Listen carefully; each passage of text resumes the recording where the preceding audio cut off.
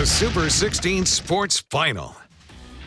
Hello, everyone, and welcome to Week 3 of the Super 16 Sports Final. Along with Courtney Harrison, I'm Steve Lloyd. And we start with two teams on a collision course in the Schuylkill League as 6th-ranked Williams Valley goes to head-to-head with Nativity. Nativity head coach Pat Mason, coming off career win number 100 last week, would love to add to that tally against a power like Williams Valley. We picked this one up in the second half. Nativity, after a long drive, running back Sam Walborn goes 4 yards for the touchdown. Nativity leads 25-20 at the end of the third. Then in the fourth, Williams Valley, it's quarterback Brady Schomper from 5 yards out to score. They go back on top, 27-25. Nativity, long drive again, fueled by runs like this one from Sam Spolsky. 11 yards and into the end zone. Nativity leads 31-27 with less than 4 to go. But Williams Valley not panicking. Fourth down at the one they set up for the punt, but it's Evan Achenbach breaking out of the backfield. A couple of missed tackles. He's down the far sidelines, 49 yards all the way to the 50.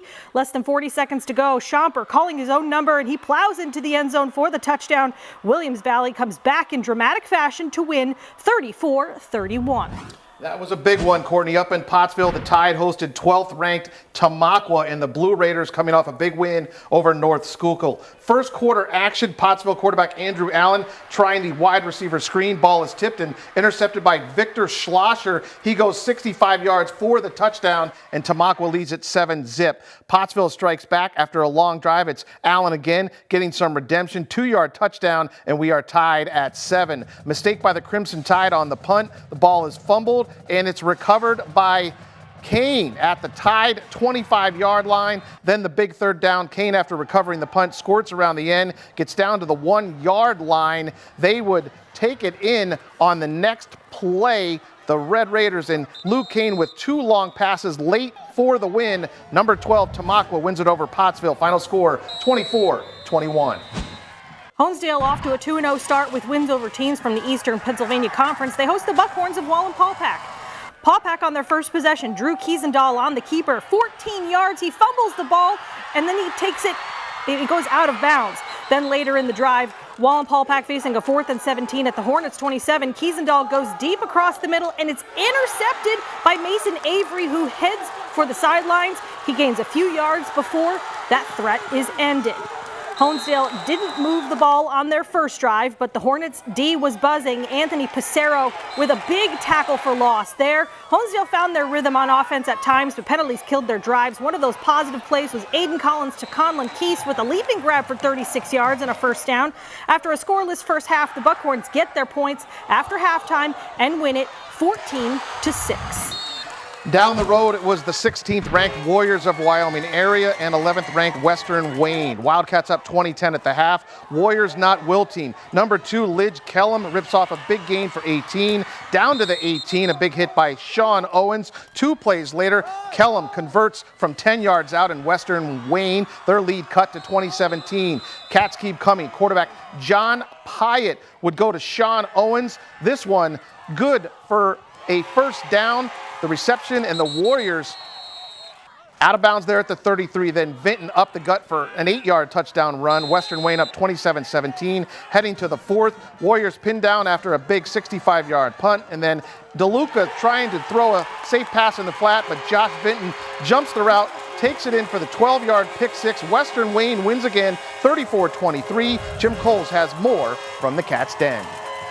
Well, Wyoming area is a solid team, and yet a solid win for Western Wayne. Coach is with us right now. Shane, those first 3 weeks, what have you liked most? Not just the wins, but the way you're getting the wins. Just our gritty nature. We are fighting every play. And sometimes, football's a game of inches, and sometimes they come all at once. And we've had some big plays, but our defense is really, really shining.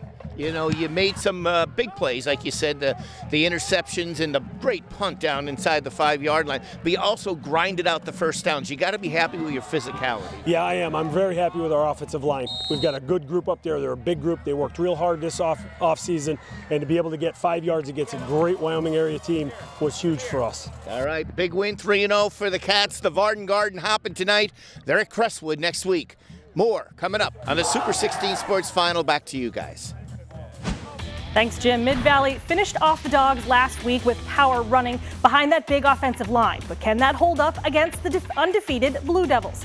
Mid-Valley with the ball to start, but it was Old Forge fast out of the gate, forcing a turnover here in the first quarter. Blue Devils are able to capitalize. TJ DiMattei with a short pass to Frankie Perro.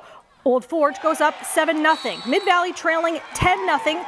First down from their own 19, the ball in the hands of Jacob Lesher. He finds a hole and he takes off, turning on the burners, going 81 yards into the end zone to put the Spartans on the board 10-7. Then the next drive for Mid-Valley. First play of the drive, it's Lesher again lashing out on the Blue Devil defense. Another long yardage touchdown. That makes it 14-10. The Spartans are able to take the lead. Then we move to the second quarter. Old Forge with the ball. DiMattei scrambling. Reese Williams is able to punch the ball out. Cole Bryant scoops it up and stumbles into the end zone to score on the recovery to make it 21-10. Spartans score 27 unanswered points in the first half. Mid-Valley goes on to win this one big, 42-18. When we come back, we head up to see the Chiefs and the Vikings. Could the home crowd make a difference there at Chapman Lake, or would Harry Armstrong's bunch win another one? That and more when the Super 16 Sports Final comes back.